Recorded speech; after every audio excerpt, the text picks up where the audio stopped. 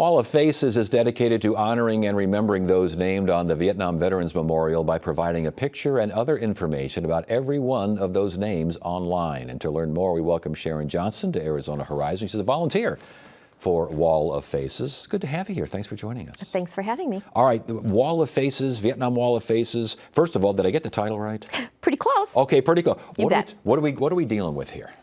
Well, back in 2001, we came up with the concept of building an education center. It's going to be three floors in Washington, D.C. And often lots of items are left there that we've collected over the years.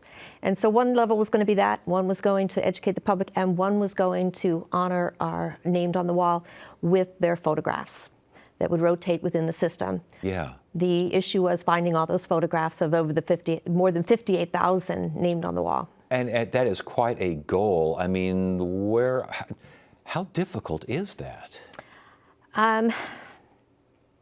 For some people, it's very difficult. Getting the information out that we were even doing this project was, I think, the hardest piece that was going out there. After 50 years, many of these families have thought that nobody ever thought about them, so they weren't looking for information. And there's people that start different ways. You start with a name, and that's about all you can start with is a name and a date. So basically, for every 58,000 plus names, you want to get a photograph and put those photos online? Yes.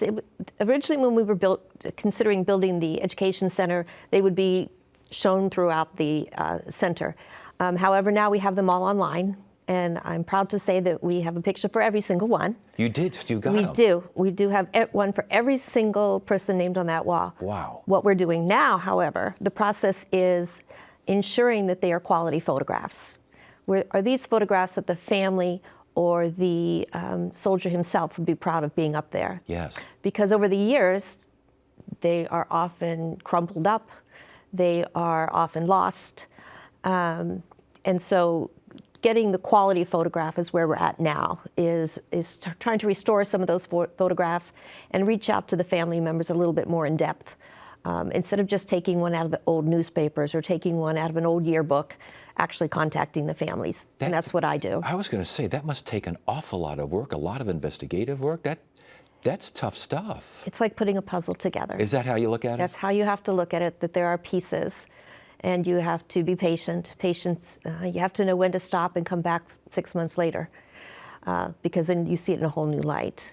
Yeah, and you also hear, I would imagine, just a number of family stories. You must have heard it all. You can't even begin to imagine the stories, because for these families, it's as if it happened yesterday. Yeah. It truly is. Well, and I know that there's a traveling wall that heals, I think is what it's called. Yes, it is. Tell us about that. We have volunteers that donate their time to work at these events that are held all around the country. The wall is an actual replica. Even if there's a mistake on the wall, it is an exact replica. Wow. Sized down, that goes into a truck and is delivered to local communities around our country. Volunteers work. We help people locate the person's name. And shocking to them, we can pull up our little cell phones and we can bring up a picture of their loved one as well. Oh, my goodness. Or someone that they served with. And I would imagine, I've read this actually, the Wall of Faces is for those who just may not be ready to go to Washington and look at that memorial. Exactly. I mean, Exactly. it's for some that is they just still can't do it. They can't do it. It was different in those days than it is now. And I think that we are seeing, with the traveling wall, we are seeing our crowds get bigger because more people are reaching out. I had a woman this week call me. I hadn't heard from her in 7 years. Wow. And she says, I think I'm going to go. It was her brother and her husband's brother also who passed away. And she just called and says, I just had to call and let you know I'm ready to go. Wow. The traveling Wall of Faces, can you do the name rubbings? Yes, you can. You can do those? You can do them there. You can do them, at the wall in D.C. And we encourage people to do it. And sometimes for those soldiers who are looking for their friends that they served with, it is a very it's hard to put into words, moment for them, that they get to touch those names. Yeah. You will often see them just rub their fingers over the names.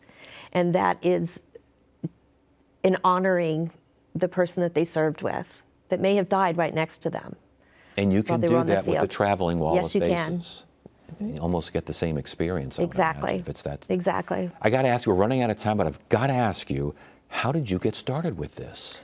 I was working on my family genealogy about 12, 15 years ago, and something came across one of the sites I work with that said, hey, we have this family, this group in Berkeley Springs, West Virginia, who's been for 7 years looking for the photograph and family of a soldier that they want to honor with a monument in their community.